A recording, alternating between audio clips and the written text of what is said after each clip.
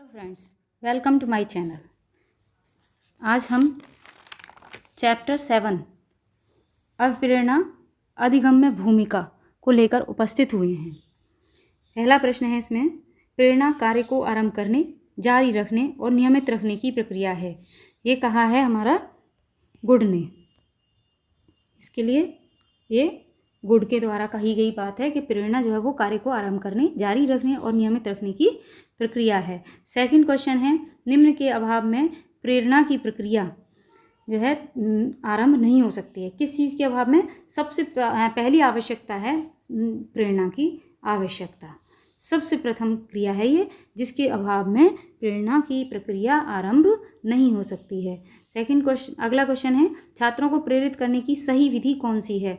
तो फटकारना, दंड देना, मारना पीटना, ये सब सही विधियां नहीं हैं। हालांकि इनके द्वारा भी प्रेरित किया जाता है, बट ये हर एक पर लागू नहीं होती हैं। बट जो प्रशंसा है वो हर बच्चे पर लागू होती है। तो जो प्रशंसा है वो छात्रों को प्रेरित करने की सबसे सही विधि है।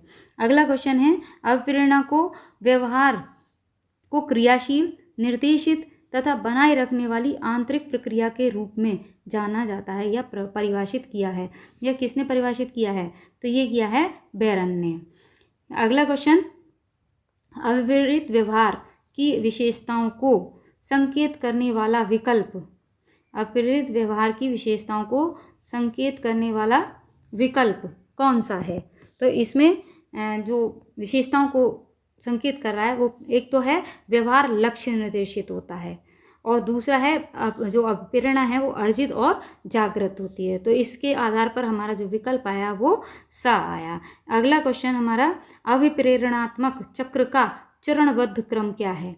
यानी सबसे पहले इसमें कौन सी क्रिया आती है ये हमें बतानी है। तो अभिप्रेरणा के चक्र में सबसे पहली जो वो क्रिया है वो है हमारी आवश्यकता, दूसरी क्रिया है अंतर्नोद, और तीसरी है लक्ष्य, और चौथा है संज्ञान, कॉग्निशन। तो ये हमारा सबसे सही वो है चरण है, क्रम है चरण का। अगला क्वेश्चन है, संज्ञान यानी कॉग्निशन एक सामान्य मानसिक क्रिया है, लेकिन इसके अंतर्गत नहीं आता। किसके अंतर्गत नहीं आता? इसके अंतर्गत तनाव और उत्तेजना नहीं आते हैं। अगला क्वेश्चन है, अभिप्रेरणा में जैविक अभिप्रेरक ताप नियमन है। अभिप्रेरणा में जो जैविक अभिप्रेरक है वो है ताप नियमन। अगला क्वेश्चन, अभिप्रेरणा अधिगम का सच्चा मार्ग है, यह किसने कहा है? ये कहा है आपका स्किनर ने। अगला क्वेश्चन है, प्रेरणा का प्रश्न क्यों का प्रश्न है, किसने लिखा है? यानी प्रेरणा का प्रश्न क्यों का प्रश्न है, यह लाइन या यह जो कथन है यह किसने लिखा है? तो ये लिखा है आपके क्रचफील्ड ने। अगला क्वेश्चन है, प्रेरणा का प्रथम स्रोत क्या है? तो अभी बता के चुके हम कि सबसे पहला जो स्टार्टिंग होती है वो आवश्यकता के अनुसार होती है। आवश्यकता अगर नहीं होगी तो प्रेरणा की प्रक्रिया प्रारंभ नहीं होगी। अगला क्वेश्चन है, जन्मजात प्रेरक क्या नहीं है? जो जन्मजात होता है वो आदत, ये जन्मजात प्रेरक नहीं है। अगला, अभिप्रेरणा अंग्रेजी भाषा के किस शब्द का हिंदी रूपांतरण है? तो ये है आपका मोटिवेशन का हिंदी रूपांतरण है। अगला क्वेश्चन है, यह किसका कथन है? यह अभिप्रेरणा सीखने की एक आवश्यक शर्त है, यह कथन है मेल्टन का। अगला क्वेश्चन, अभिप्रेरित व्यवहार की विशेषताओं के संदर्भ में गलत कथन छांटना है। सही तो दुनिया छांटती है, लेकिन यहाँ हमें गलत कथन छांटना है। तो गलत है कि जो अभिप्रेरणा है वो शिक्षार्थियों की एक बाह्य अवस्था है, ये गलत कथन है। बल्कि सही वाले जो हैं वो ये तीनों नीचे जो दिए हैं वो सही हैं कि अभिप्रेरणा में व्यवहार जो है वो लक्ष्य निर्देशित होता है, अभिप्रेरित व्यवहार चयनात्मक भी होता है, और अभिप्रेरणात्मक व्यवहार में निरंतरता पाई जाती है। ये तीनों कथन हमारे सत्य हैं, लेकिन जो पहले वाला अ नंबर का जो कथन है वह असत्य है। अगला क्वेश्चन है, अभिप्रेरणा का मूल प्रवृत्ति का सिद्धांत किसने दिया था? अभिप्रेरणा का मूल प्रवृत्ति का सिद्धांत मैकडूगल ने दिया था। अगला है, अभिप्रेरणा के मनोविश्लेषणात्मक सिद्धांत के प्रतिपादक, तो ये फ्रॉयड थे। मनोविश्लेषणात्मक सिद्धांत के प्रतिपादक फ्रॉयड थे। कथन किसका है? प्रेरणा यह तय करती है कि व्यक्ति कितना सही सीखेगा तथा कितने समय तक सीखता रहेगा, यह कथन है मर्सेल का। अगला क्वेश्चन, अभिप्रेरणा के महत्व के संदर्भ में सही कथन का चयन कीजिए। तो सही कथन में आपका यह है, ये सबसे पहली चीज़ तो क्या है, या अभी हमने बताया भी था इससे पहले क्वेश्चन में, कि अभिप्रेरणा में व्यवहार जो है वो चयनात्मक हो जाता है। दूसरा है व्यवहारों को शक्ति प्रदान होती है। और तीसरा है व्यवहार को एक निश्चित दिशा मिलती है।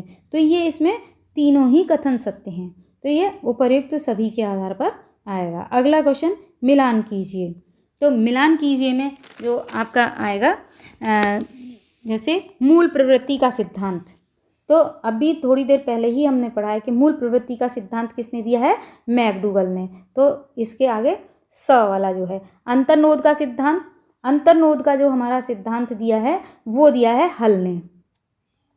ठीक है, इसके बाद शरीर क्रिया का सिद्धांत ये दिया है मॉर्गन ने।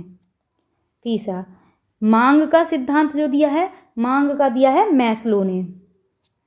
और मनोविश्लेषणात्मक ये भी अभी पढ़ के चुके हैं, तो ये दिया है हमारा फ्रॉइड ने। तो हमारे ये सब हो गए। मूल प्रवृत्ति का सिद्धांत तो है हमारा मैकडूगल का, अंतर्नोद का सिद्धांत है हल का, शरीर क्रिया का सिद्धांत है हमारा मॉर्गन का, मांग सिद्धांत है मैस्लो का, और मनोविश्लेषणात्मक सिद्धांत है हमारा फ्रॉइड का। तो इस आधार पर जो हमारा करेक्ट आंसर आया वो हमारा सेकंड नंबर आता है। ठीक है, इसके बाद अगला क्वेश्चन, प्रेरणा कार्य को आरंभ करने, जारी रखने और नियमित करने की प्रक्रिया है। यह जो कथन है यह गुड का है। इससे अगला क्वेश्चन, अभिप्रेरण को कितने वर्गों में विभक्त किया गया है। तो अभिप्रेरण को 2 वर्गों में विभक्त किया गया है। अगला, अभिप्रेरण की आवश्यकताएं हैं। कौन कौन सी आवश्यकताएं हैं, शारीरिक या जैविक, सामाजिक और मनोवैज्ञानिक। ये सभी आवश्यकताएं जो हैं ये अभिप्रेरणा की आवश्यकता हैं। तो इसमें जो आंसर आएगा हमारा वो उपर्युक्त दोनों आएगा। अगला क्वेश्चन है, अंतर्नोद को और किस नाम से जाना जाता है। तो अंतर्नोद को हम चालक के नाम से जानते हैं। अंतर्नोद जो है वो दूसरा नाम उसका है चालक। अभिप्रेरणा के प्रकार पूछे हैं, तो ये कितने प्रकार का होता है।